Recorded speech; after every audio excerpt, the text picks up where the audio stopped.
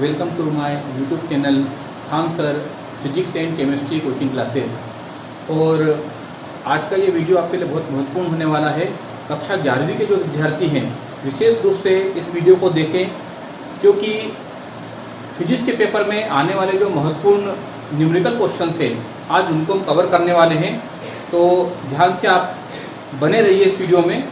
और ये जो न्यूमेरिकल है आपकी जो विभिन्न प्रकार की जो प्रतियोगी परीक्षाएं होती है, नीट, जेईई मेंस, उसमें भी आपको बहुत काम आएंगे। तो आप मेरे साथ इस वीडियो में इन सारे न्यूमेरिकल को अच्छे से वॉच कीजिए, इसके आप नोट्स बनाइए और ये आपके परीक्षा में बहुत हेल्पफुल रहेंगे। तो सभी कक्षा 11वीं के विद्यार्थियों से मेरा निवेदन है कि इस वीडियो को अंत तक बहुत ध्यान से आप लोग देखें और साथ ही अपने जो भी दोस्त हैं, जो भी आपके फ्रेंड हैं, स्कूल के फ्रेंड हैं, जो भी आपके फ्रेंड हैं, उनको ये वीडियो ज़रूर से ज़रूर आप शेयर कर दीजिए। इसको सब्सक्राइब कीजिए, लाइक कीजिए, क्योंकि इससे फ़ायदा आपका ही होने वाला है। जितना ज़्यादा आप उसको सब्सक्राइब करेंगे या इसको आप लाइक करेंगे तो उसका जो नया नोटिफिकेशन है, जो मैं अन्य सब्जेक्ट के और भी वीडियो मैं बनाने वाला हूँ, केमिस्ट्री के, बायो के, जो भी मैं वीडियो उसके ऊपर मैं अपलोड करूँगा उसकी जानकारी आप तक पहुँच जाएगी। तो इस वीडियो को आप अच्छे से वॉच कीजिए। हम टाइम वेस्ट न करते हुए जल्दी से अपना वीडियो स्टार्ट कर रहे हैं। तो देखिए, पहला जो क्वेश्चन आपके इसमें दिया हुआ है, धातु की किसी आयताकार शीट की लंबाई, चौड़ाई और मोटाई क्रमशः 4.234 मीटर, 1.005 मीटर व 2.01 सेंटीमीटर है। उचित सार्थक अंकों तक शीट का आयतन ज्ञात कीजिए। तो हमको इस पहले सवाल के अंदर हमको एक आयताकार शीट की हमको लंबाई दे रखी है, हमको चौड़ाई दे रखी है और उसकी मोटाई हमको दे रखी है और हमको उसका आयतन निकालना है। तो इसमें बस आपको ध्यान ये रखना है कि आपके जितने भी मात्रक हैं वो सब इकाई में बराबर होना चाहिए। जैसे लंबाई, चौड़ाई और मोटाई या तो तीनों मीटर में होना चाहिए या फिर तीनों आपके सेंटीमीटर में होना चाहिए। लेकिन यहाँ पे हम देख रहे हैं कि हमको यहाँ पे दिया है लंबाई 4.234 मीटर, चौड़ाई 1.005 मीटर और मोटाई हमको दी है 2.01 सेंटीमीटर। यानी हमको जो मोटाई दी वो सेंटीमीटर में दी है, जबकि लंबाई चौड़ाई किस में है? मीटर में है। तो हमको क्या करना होगा, इसको सेंटीमीटर से मीटर में चेंज करेंगे। तो सेंटीमीटर से मीटर में चेंज करने के लिए हम क्या करते हैं, इसको 100 से डिवाइड कर देंगे। जब हम इसको 100 से डिवाइड करेंगे तो यहाँ पे ये मीटर में इसकी वैल्यू आ जाएगी 0.0201 मीटर। अब हम शीट का आयतन का जो सूत्र होता है वो सूत्र आपको याद होना चाहिए। तो इसका सूत्र होता है शीट का आयतन बराबर क्या होता है, लंबाई गुणित चौड़ाई गुणित मोटाई।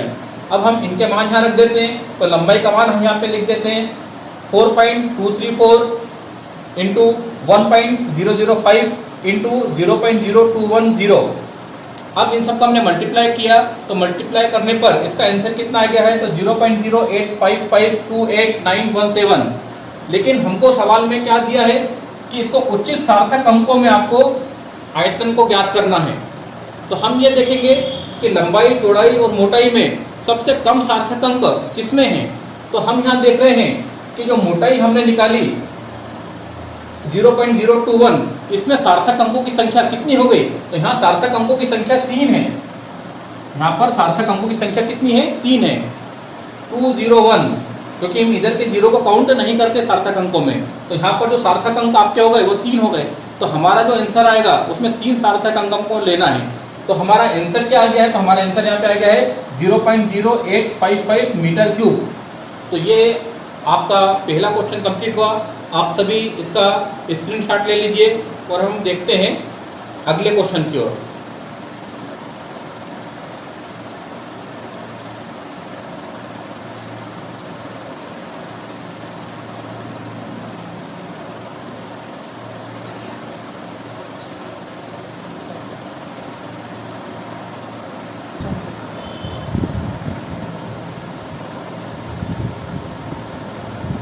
चलिए, तो आपने क्वेश्चन 1 को आपने नोट कर लिया होगा। अब हम अगले क्वेश्चन की तरफ आते हैं। तो क्वेश्चन नंबर 2 आपके सामने लिखा हुआ है, सूत्र m बराबर m0 अपॉन में √1 - v² में स्थिरांक c लगाकर सही संबंध लिखिए। मतलब प्रश्न इस प्रकार से पूछ सकते हैं ये कि एक विद्यार्थी जब इस संबंध को लिखता है तो उसने स्थिरांक c लगाने में गलती कर दी है। अब उसने स्थिरांक c लगाने में कहाँ गलती की है, उस गलती को हमको बताना है और सही संबंध हम बताएंगे। तो सबसे पहले हमको दिया है, इसमें हमको सूत्र यहाँ पे दे रखा है m बराबर m0 अपॉन में under root 1 minus v square, ये हमको दिया हुआ है। अब यदि हम एक काम ये करें कि हम ये जानते हैं कि यहाँ पे m और m0 ये तो दोनों द्रव्यमान हैं और जो v है और जो स्थिरांक c है ये दोनों वेग होते हैं। तो यहाँ पे एक नोटेशन हमने लिख लिया है कि जहाँ m वो m0 बराबर द्रव्यमान और v वो c बराबर वेग, ये हमको दिया हुआ है। तो हम क्या करते हैं, इसमें द्रव्यमान को एक तरफ कर लेंगे और वेग को हम एक तरफ कर लेंगे। तो यहाँ से हमने क्या किया कि ये जो m है उसको उस तरफ पहुँचा देंगे और ये 1 में जो लिखा 1 minus v square under root, इसको हम एक तरफ कर लेंगे। तो यहाँ पे हमने क्या किया कि m को जब उधर पहुँचाया तो m0 अपॉन में क्या हो गया, m is equal to under root 1 minus v square. ये इस प्रकार से हमने फार्मूले को चेंज कर दिया है। अब इसके दो साइड आपके हो गए हैं, ये आपका LHS हो गया और ये क्या हो गया आपका RHS। अगर मान लो कि हम इसके LHS को देखते हैं कि ये किस प्रकार का पद आपका है, इसको हम देखते हैं। तो LHS लेने पर यहाँ पे हमने देखा m0 अपॉन m, अब m0 भी द्रव्यमान होता है और m भी द्रव्यमान होता है, तो द्रव्यमान बटे द्रव्यमान, तो ये दोनों द्रव्यमान की विमा जब यहाँ कैंसिल हो जाएगी तो ये विमाहीन राशि है, यानी हमारा जो LHS वाला जो टर्म है वो विमाहीन है। अब RHS का जो टर्म है उसको विमाहीन करने के लिए क्या सही सूत्र होगा उसको हमको देखना है। तो RHS में हम देखते हैं कि 1 माइनस वी स्क्वायर। अब इसको हम इस प्रकार से लिख लेते हैं कि under root 1 minus v square upon में क्या लिखा, सी स्क्वायर, क्योंकि वेग के बटे में वेग होना चाहिए। जैसे यहाँ पे द्रव्यमान के बटे में द्रव्यमान आएगा तो यहाँ पे वेग के बटे में क्या आएगा, वेग आएगा। तो हमने इसको इस तरह से लिखा कि 1 माइनस वी स्क्वायर अपॉन में सी स्क्वायर लिखने पर ये हमने लिखा। जब हम इसको इस प्रकार से लिखेंगे तो इसमें क्या चेंज होता है, तो under root 1 minus v square upon c square is equal to 1 minus वेग बटे वेग। तो यहाँ पर क्या होगा कि वेग से वेग जब कट जाएगा, तो जैसे द्रव्यमान से द्रव्यमान कट गया था तो ये विमाहीन हुआ था, और वेग से वेग कट गया तो ये भी क्या हो गया है आपका, विमाहीन हो गया है। यानी हमारे दोनों ही टर्म्स विमाहीन हैं। तो ये दोनों टर्म्स सही कब होंगे कि जब वी स्क्वायर के बटे में क्या आ जाए, सी स्क्वायर। तो हमारा सही संबंध क्या हुआ, तो हमारा सही संबंध हो गया m बराबर m0 अपॉन में under root 1 minus v square upon में सी स्क्वायर। तो आई होप आप इस क्वेश्चन को अच्छे से समझ गए होंगे। अब आप लोग इसका स्क्रीनशॉट ले लीजिए और अपनी कॉपी में इसको नोट कर लीजिए।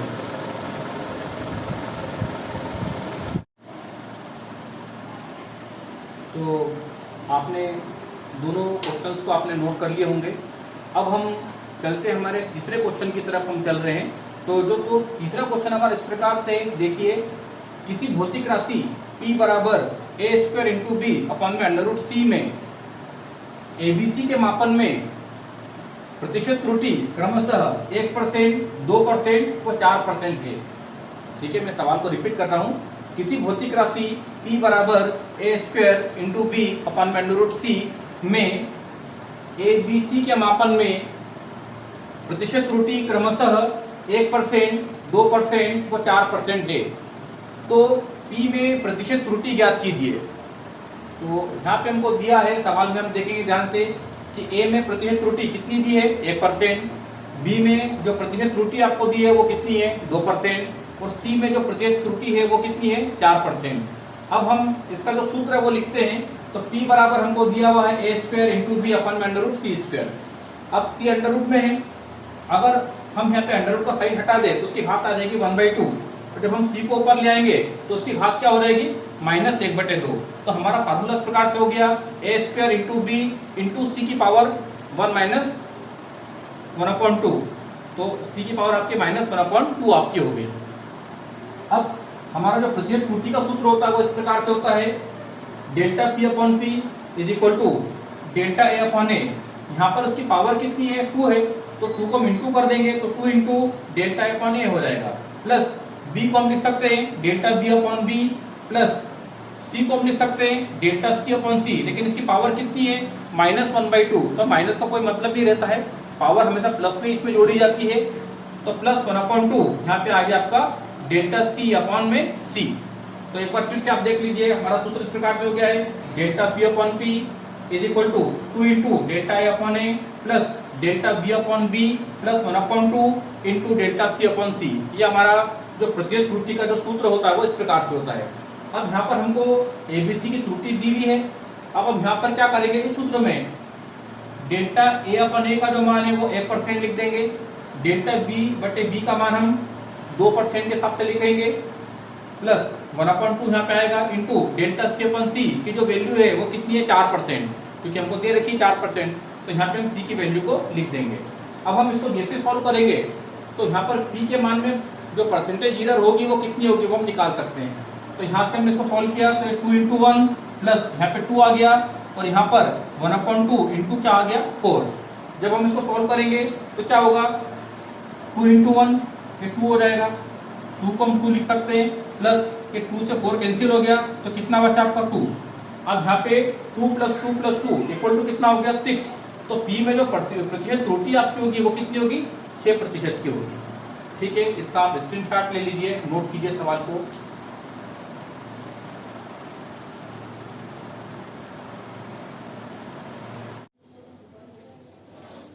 तो न्यूमेरिकल की सीरीज में हम अगला क्वेश्चन लेके आए हैं, तो ध्यान से आप देखिए इस क्वेश्चन को।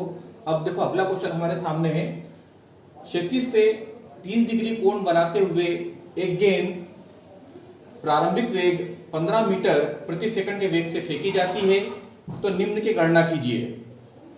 एक बार ध्यान से आप इसको देख लीजिए, क्षैतिज से 30 डिग्री कोण बनाते हुए एक गेंद प्रारंभिक वेग 15 मीटर प्रति सेकंड के वेग से फेंकी जाती है, तो निम्न की गणना कीजिए।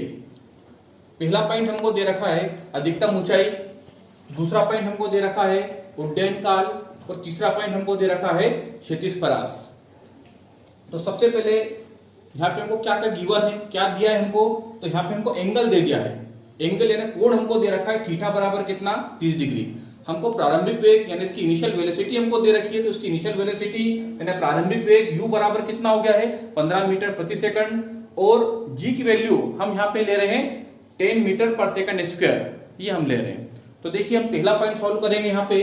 तो पहला पॉइंट आपका है अधिकतम ऊंचाई यानी मैक्सिमम हाइट हमको फाइंड करना है, या मैक्सिमम हाइट हम यहाँ पे निकालते हैं। तो मैक्सिमम हाइट यानी h का जो फार्मूला होता है वो आपको याद होना चाहिए। तो फार्मूला आपका ये, इन सारे फार्मूले को मैंने लिख दिया है, आप इसको याद कर लेना। h का फार्मूला यहाँ पे होता है u²/2g। अब यहाँ पे हम वैल्यू पुट करते हैं, तो देखो u की वैल्यू क्या दी हमको, तो u इक्वल टू हमको दिया है 15, तो यहाँ पे आपका आ जाएगा 15², 2 इंटू g की वैल्यू हमको दी है कितनी 10, तो 2 इंटू आपका 10 हो जाएगा। इसी को हम सॉल्व करेंगे तो ये 15 का स्क्वायर है यानी 15 इंटू 15 हो जाएगा आपका, अपॉन में क्या आएगा 2 इंटू 10। अब ये जो 10 है इसको हम 5 से कट कर सकते हैं, तो 5 से ये 2 बार कट हो जाएगा और 5 से 15 3 बार कट होगा आपका। अब आगे हम इनका मल्टीप्लाई करेंगे, तो 15 इंटू 3 कितना हो गया आपका 45, 2 इंटू 2 कितना हो गया आपका 4। अब 4 से इसको डिवाइड किया तो h मैक्सिमम यानी आपकी अधिकतम ऊंचाई यहाँ पर आ चुकी है आपकी 11.25 मीटर। तो ये हमने पहला पॉइंट जो इसको सॉल्व कर लिया था। अब दूसरा पॉइंट हमको दिया है उड्डयन काल, जिसको हम बोलते हैं टाइम ऑफ फ्लाइट। तो टाइम ऑफ फ्लाइट यानी उड्डयन काल का जो फार्मूला आपका होता है t = 2u sin θ/g। अब इसमें वैल्यू पुट करेंगे अगेन, तो यहाँ पर u की वैल्यू हमको दी है 15, थीटा इक्वल टू हमको दिया 30, तो 2 इंटू 15 इंटू साइन 30 अपॉन में क्या आएगा 10, क्योंकि g की वैल्यू यहाँ पे अपन 10 ले रहे हैं। अब ये हमको पता है कि साइन 30 की वैल्यू क्या होती है 1/2। अगेन जब इसको सॉल्व करेंगे तो t equal to 2 into 15/10 into sine 30 की वैल्यू आ जाएगी 1/2, 2 से 2 कैंसिल हो जाएगा और 15 को हम 10 से डिवाइड करेंगे तो t इक्वल टू आपका आएगा 1.5 सेकेंड। तो ये हमने दो पॉइंट को अब सॉल्व कर लिए हैं। नेक्स्ट हम थर्ड पॉइंट सॉल्व करेंगे बहुत जल्दी, जब तक आप इसका स्क्रीनशॉट ले लीजिए और अपनी कॉपी में से नोट कर लीजिए।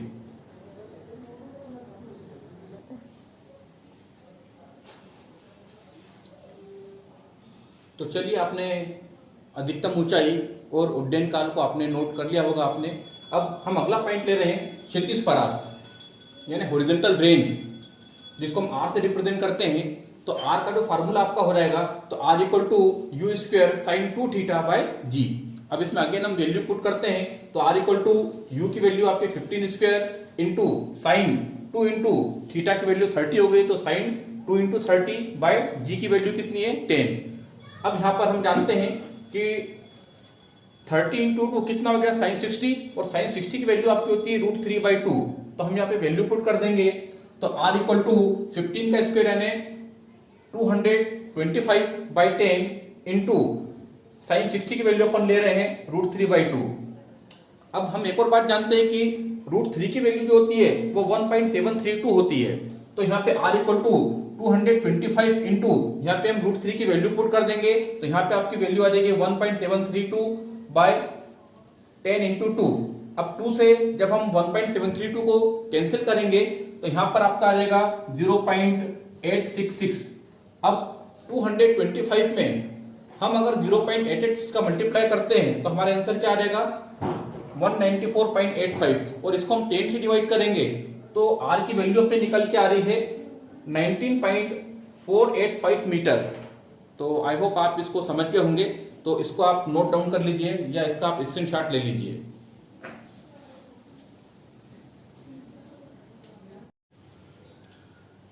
देखिए बहुत ही एक इम्पोर्टेंट क्वेश्चन हम यहाँ पे करने वाले हैं, जो कि आप ये मान के चले कि फिजिक्स के पेपर में कई बार ये क्वेश्चन आता है और आ भी चुका है कई बार ये। इस क्वेश्चन को आप ध्यान से समझेंगे और मैं ऐसे उम्मीद करता हूँ कि अगर आपका आने वाले समय में फिजिक्स का पेपर है तो जरूर आपको ये क्वेश्चन देखने को मिलेगा। तो चलिए हम इस क्वेश्चन को पढ़ते हैं। सिद्ध कीजिए कि मूल बिंदु से थीटा पर फेंके गए प्रक्षेप के लिए प्रक्षेप्य कोण theta equal to tan inverse 4h/r है। तो यहां पर हमको एक पॉइंट को प्रूफ करने को वो कह रहा है कि अगर हम किसी प्रक्षेप को थीटा कोण पर फेंकेंगे तो वहां पर थीटा की वैल्यू कितनी आएगी, तो उस प्रक्षेपण का जो कोण रहेगा वो रहेगा आपका theta equal to tan inverse 4h/r। तो यहां पर हम प्रूफ करेंगे, यहां पे हमको सिद्ध करना है। तो सिद्ध करना है हमको थीटा बराबर tan inverse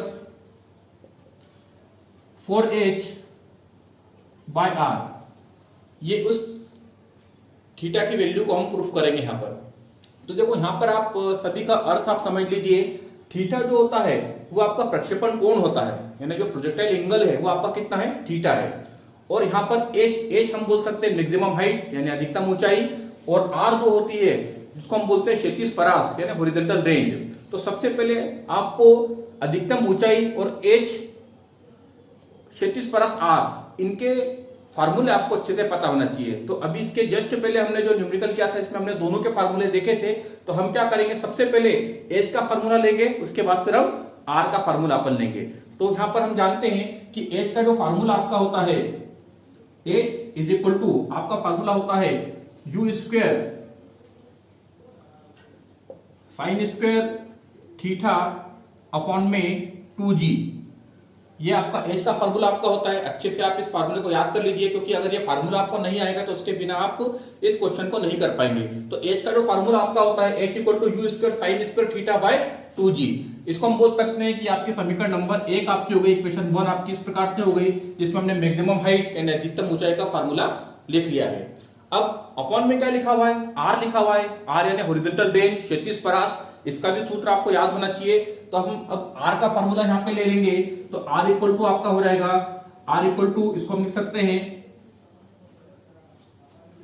you square sine 2 theta by जी।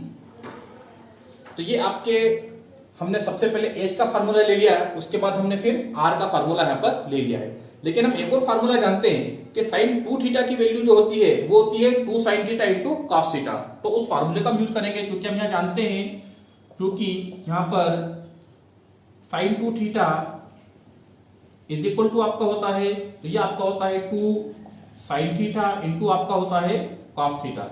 ये फार्मूला भी हम जानते हैं। तो इस फार्मूले से हम इसको और आगे सॉल्व कर लेंगे। तो यहाँ पर आपका हो जाएगा r is equal to you square, यहाँ से हम लिख सकते हैं इसको 2 sine theta into cos theta by g, और ये हमारी हो जाएगी इक्वेशन नंबर 2। ठीक है, यहाँ तक आपको समझ में आ गया होगा। तो सबसे पहले हमने क्या किया है, सबसे पहले हमने एच का फार्मूला यहाँ पे लिया है। तो एच का फार्मूला आपका होता है u square sine square theta by 2g, equation number 1 आपकी हो गई। इसके बाद आर का जो फार्मूला होता है आपका, तो r equal to you square sine 2 theta by g, जिसमें हम जानते हैं कि साइन 2 थीटा इक्वल टू क्या होता है, तो साइन 2 थीटा की वैल्यू होती है 2 sine theta into cos theta. ये वैल्यू हम पुट कर देंगे, तो r equal to you square 2 sine theta into cos theta by g. ये आपकी इक्वेशन नंबर 2 आपकी हो गई। अब आगे आपको क्या करना है, तो हम यहाँ पर देख रहे हैं कि हमको प्रूफ ये करना है कि theta equal to tan inverse 4h by R, यानी h ऊपर है और r नीचे है। यानी हमको क्या करना होगा, हमको इक्वेशन 1 में यानी h वाली इक्वेशन में r वाली इक्वेशन को हम डिवाइड कर देंगे। तो अगली स्टेप अपन यहाँ पर करेंगे जिसमें h और r का डिवाइड करके हम सॉल्व करेंगे इसको। जब तक आप क्या करें कि इसको नोट डाउन कर लीजिए, हम बहुत जल्दी इसकी अगली स्टेप को करेंगे।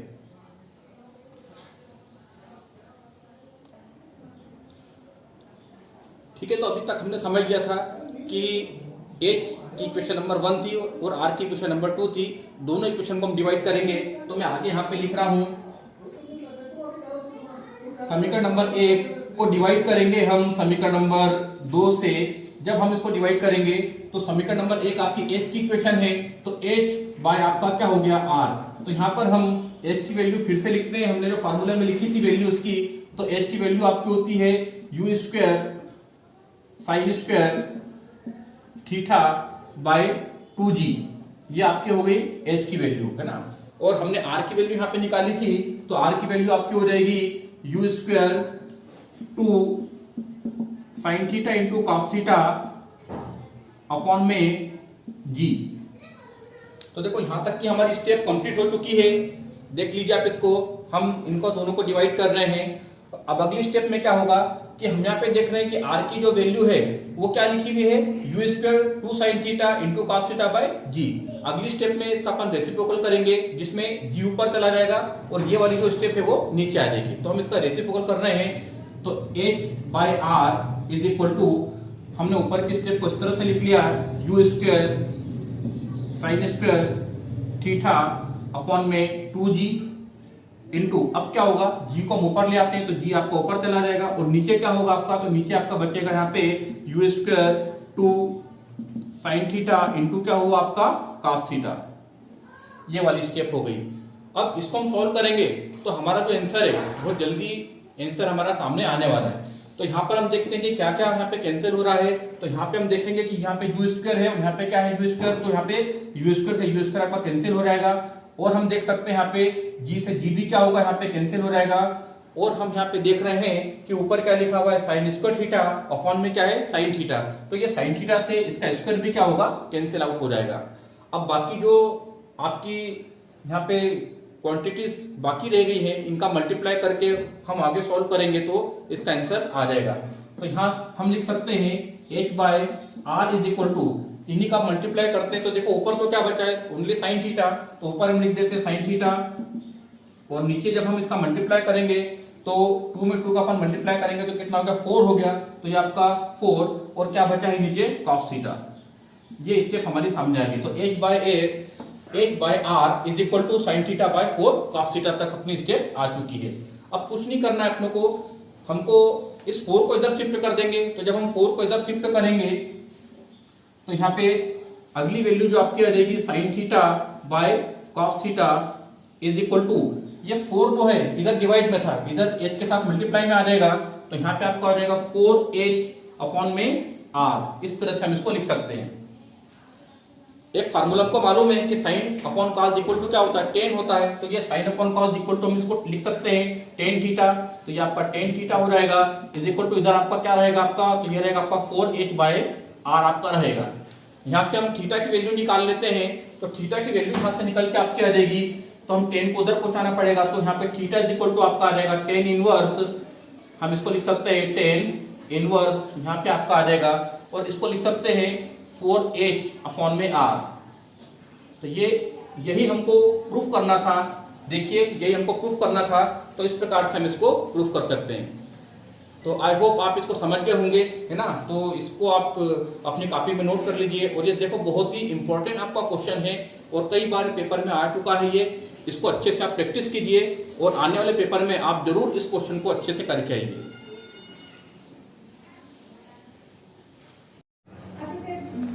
तो चलिए अब अगला क्वेश्चन हम देखे आ गए इसमें। तो आपके सामने क्वेश्चन दिया हुआ है, कोई बच्चा किसी घूर्णी मंच पर अपनी दोनों भुजाएं फैलाकर खड़ा है। घूर्णी मंच को 40 आरपीएम से घूर्णन कराया जाता है। यदि बच्चा अपने हाथों को सिकोड़कर अपना जड़त्वाघूर्ण 2/5 गुना कर ले तो इस स्थिति में उसकी कोणीय चाल ज्ञात कीजिए। अब यहाँ पे हम सॉल्व कर रहे हैं इसको, तो देखो हमको क्या क्या दे रखा है। यदि प्रारंभिक जड़त्वाघूर्ण कितना है, I1 है, यानी जब मंच के ऊपर घूर्णी गति हो रही है तो उसका जो प्रारंभिक जड़त्वाघूर्ण होगा वो हमने क्या माना है, I1। तो दूसरी स्थिति में जड़त्वाघूर्ण I2 बराबर 2/5 I1, क्योंकि हमको प्रश्न में दे रखा है कि यदि बच्चा अपने हाथों को सिकोड़कर अपना जड़त्वाघूर्ण 2/5 गुना कर ले। अब 2/5 गुना कर ले मतलब पहले का जो जड़त्वाघूर्ण है यानी प्रारंभिक जड़त्वाघूर्ण हम मान लेते हैं कि वो कितना है, I1 है। तो दूसरी स्थिति में जड़त्वाघूर्ण कितना हो जाएगा, तो I1 का 2/5 गुना होगा। तो हमने यहाँ पे लिखा कि यदि प्रारंभिक स्थिति में जड़त्वाघूर्ण कितना है, I1 है, तो दूसरी स्थिति में जड़त्वाघूर्ण I2 बराबर कितना होगा, तो वो I1 का 2/5 गुना हो जाएगा। ये हमारी एक कंडीशन यहाँ पे बन चुकी है। फिर हमको दिया है कि प्रारंभिक कोणीय चाल ω1 बराबर कितनी है, 40 आरपीएम।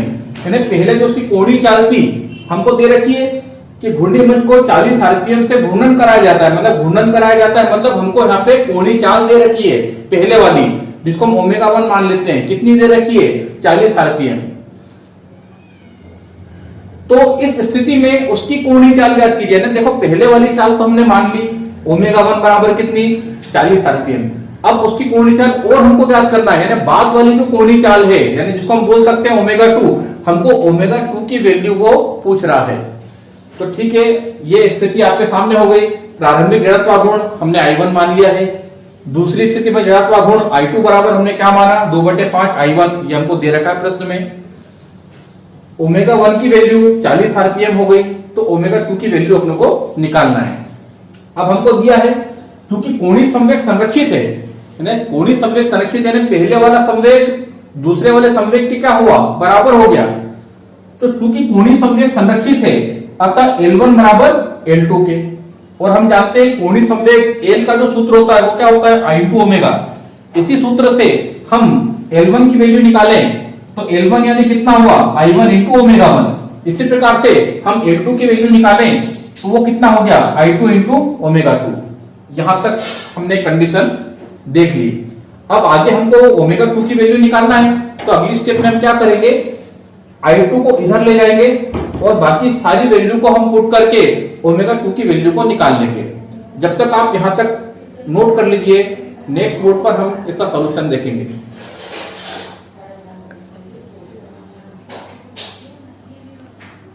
तो चलिए हमको ω2 की वैल्यू निकालना थी, तो यहां से ω2 को हमने फार्मूला बना लिया है, ω2 = I1 × ω1, और इसके साथ जो I2 मल्टीप्लाई में था वो हम इस तरफ ले गए तो वो डिवाइड में आ गया है। तो ω2 = क्या हो गया फार्मूला आपका, ω2 आपका फार्मूला बन गया है I1 × ω1 अपॉन में क्या है, I2 है। अब क्योंकि हमको दे रखा है कि ω1 कितना है, 40 आरपीएम हमने माना था। I2 हमको दे रखा है कितना, 2/5 I1। ये दोनों वैल्यू हम इस फार्मूले के अंदर रख लेंगे। तो ω2 I1 × ω1 के जगह हम क्या लिख लेंगे, 40, और I2 की वैल्यू हमको दी हुई है तो उसकी वैल्यू हम पुट करेंगे 2/5 I1। अब जब इसको हम सॉल्व करेंगे तो क्या होगा कि यहाँ पर ये I1 से I1 कैंसिल आउट हो जाएगा। उसके बाद ये 5 जो है वो ऊपर आ जाएगा, रेसिप्रोकल होगा इसका, तो 5 ऊपर आ जाएगा, तो 5 को ऊपर ले आते हैं। तो ये 40 × 5 हो गया, अपॉन में कितना हो गया, 2 हो गया।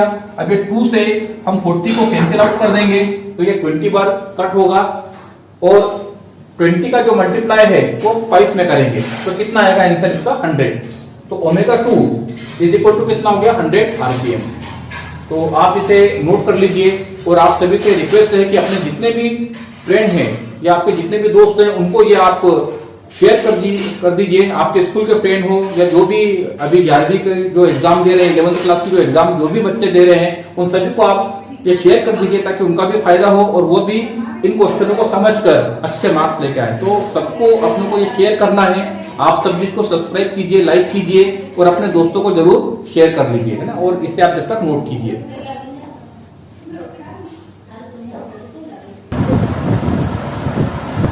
चलिए अगला क्वेश्चन करने के पहले कुछ इंपॉर्टेंट फार्मूले हैं जो आपको पता होना चाहिए।